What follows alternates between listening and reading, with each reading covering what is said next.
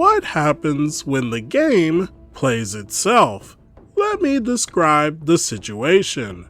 Recently, a couple friends and I went to a small tabletop RPG convention north of our home city. We were all excited, seeing as it was our chance to go out and try a bunch of new and different systems in a single day under the tutelage of someone who was already familiar with said system. However, the horror story starts long before the game did.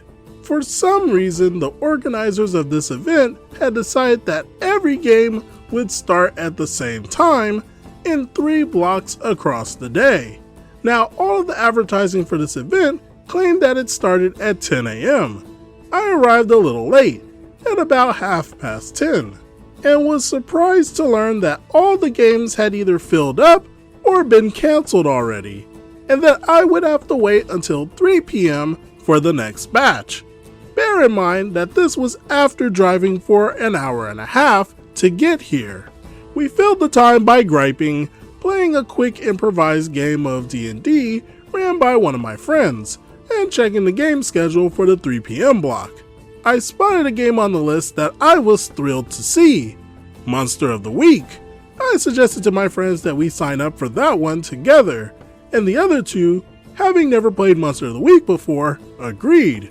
Monster of the Week, for those who don't know, is a very X-Files, Supernatural, Buffy the Vampire Slayer-esque game about being a group of modern-day folks with various abilities, paranormal or otherwise, taking down some big threat, the titular Monster of the Week. A lot of the creative and narrative power is put into the hands of the players, not just the GM. When we went to check the sign-up sheet for the game, there was a short description attached. It was basically saying the game was going to be set in the world of Stranger Things. You know, 1980s setting, the Upside Down, etc., etc. Okay, fine. Not what I was expecting, nor what I'd really want to play, especially when introducing 2 new players to the game, but it could be palatable in the right hands. Oh boy, were these not the right hands. Game time comes, and we find our table. There's a rather scruffy looking guy sitting there who welcomes us to the game, and starts handing out the playbooks for us to choose from. Playbooks being basically archetypal characters from the genre. For example, the Chosen One, the Crooked, the Monstrous, etc. While we're figuring out which playbook to play, our GM helpfully informs us of an unsettling fact. See, this event has had issues with inappropriate GMs in the past, and I actually have an entire other story about that, but that's for another time. So what they've done is doled out a big piece of paper with a large black X on it on each table that anyone can touch if something is getting into deeply uncomfortable territory, and the game has to just move on past it, no questions asked. The point of games like this is for everyone to have a good time, and this X card is in service of that. Our GM helpfully informed us that he had the X card pulled on him twice. He explained that one of those times was for being honest about the age of a Victorian-era Lady of the Night. Red flags here, get your big red flags! The worst part is that he sounded almost annoyed about it, as if whoever had been uncomfortable with the idea of underage inappropriateness shouldn't have been. Despite this, we each take a playbook and start filling it out. Part of character creation is figuring out how your characters know each other already, to eliminate that whole you all meet in an inn clunky introduction stuff. My one friend playing a werewolf decided that he'd gone wild at one point, and my character had calmed him down, and it was up to me to decide how. I joked that I'd just close a big glass door as he was charging me, and he just ran into it and KO'd himself. My friend thought that was fine, and had his own suggestions to add to it, but the GM said, no, he's a werewolf. He'd go through a plate glass door. Maybe instead it was transparent aluminum. See, werewolves have 5 forms. 5? He then went on to completely change everything I said to a completely different situation, keeping only the fact that the werewolf ran into something. I've heard of yes and, but this was more okay but. But fine, here we go. We've all filled out our playbooks. The wronged, the spooky, the monstrous, and myself, the mundane. Many jokes were had about a middle-aged accountant hanging out with a bunch of monster hunters. I even had a minivan to transport the team in. We were all ready for a fun game of Monster of the Week. The game begins. Okay, you're all in the court of Sir Tristan. You've been to this castle before, so you're okay with this situation. He says, "Adventurers, my sorcerers have summoned you from the future to deal with a monster. It's called the Tesla Hydra, and it is powerful. I will give you 100 gold coins each to deal with it. Do you accept?" Wait, what? So apparently we're in ye olden times, and this isn't the first time. What happened to Stranger Things? During the character creation stuff, he was asking what brought us to Hawkins, Indiana, the setting of the show. But now we're in Sir Tristan's castle? All of us, completely dumbfounded and struggling to come up with a satisfactory explanation in our minds, agreed to deal with this Tesla Hydra. Okay, Sir Tristan gives each of you a magic bracer and a potion of healing, and Spooky gets a wand of magic missiles. Alright, this is definitely just D&D now. We're all confused, but hey, maybe, just maybe, this might be going somewhere. Alright, fine, let's see how deep the rabbit hole goes.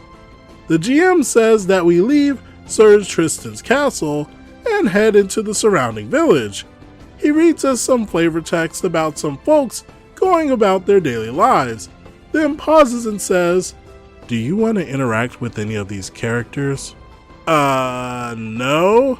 Another pause. Okay, so you guys traveled through the forest for about half a day. Wait, we have a van! Oh, so you guys drive through the forest for half a day. It's important to keep in mind, this guy was speaking in a dull monotone the entire time, so all of this was spoken in the most flat, boring tone possible. We arrive at the entrance to a cave and are asked if we want to go inside. Of course we want to go inside. There's nothing else to do.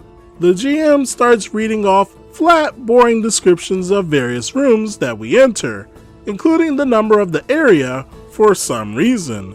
Area 1 is made of stone. Area 2 is made of stone. Area 3 slopes downward and the ceiling is dripping. It is also made of stone. We have not said a single thing or made any rolls yet, and we've already cleared 3 rooms.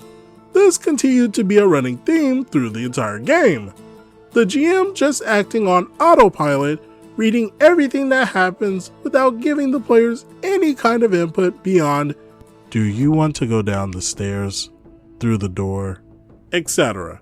With few exceptions, including, okay, in Area 9, there's an owlbear. It's asleep. Everybody make stealth checks. By the way, there's no such thing as stealth checks in Monster of the Week. I tell him as such and say that there's act under pressure instead. Oh, okay, use that. Everybody rolls, and 2 of us get 6 or lower. Oops, that's a failure. Okay, everybody makes it to the next room. In there, you'll see, wait, 2 of us failed. Oh, okay, so the owlbear wakes up and attacks. What do you do? A couple of us shot at the owlbear with our modern firearms, and it ran away so we could keep exploring. This continued for a while, during which I quietly apologized profusely to my friends. Eventually there was a cave-in behind us, and we arrived at the unending labyrinth. It has no end. Do you want to go forward? Sure. Our characters don't know that it's endless. Okay. You go forward for a while. You don't find an exit. You should turn around. We've explored for like 2 minutes and the path back is closed. Why in character would we turn around? After some deliberation, one of us turns around. You see a big ghostly knight floating there. I'm pretty sure he just wanted us to turn around so we'd see the knight, and for no other reason. The knight says, I will help you out of here, but only if you answer my riddles. As he starts his riddles, our werewolf decides that he's had enough and just attacks the knight. He runs away before you can hit him. Seriously, GM?